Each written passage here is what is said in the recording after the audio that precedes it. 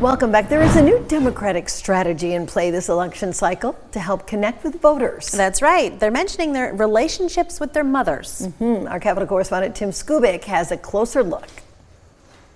There's a good reason why every candidate wants to find something in common with voters. It's one way to win. Donald Trump tried that the other day by asking his audience, should I talk about the issues or attack my opponents? The audience wanted the attack stuff. Meanwhile, these four female Democrats are trying a different strategy to connect with voters by talking about something that they have in common with virtually every voter in the state.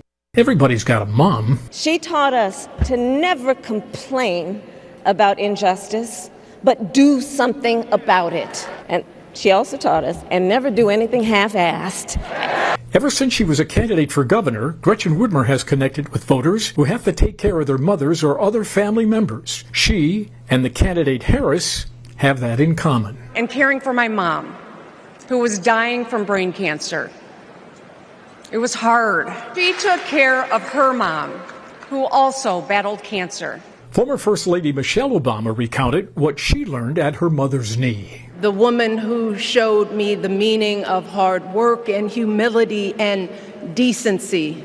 The woman who set my moral compass high. And candidate Alyssa Slotkin tells voters the reason she's running is because of her mom. Together they fought the healthcare industry for better care for her cancer. Pollster Bernie Porn says this strategy, well, it's aimed in part at all the senior voters who supported President Biden, but are not so sure about candidate Harris. Talking about mom, I think, is an attempt to appeal to the older voters to make sure that Kamala Harris can capture as much support among them as Joe Biden had captured, because she's not quite at that level yet. Trying to create empathy with voters by talking about moms. Will it work? We're about to find out.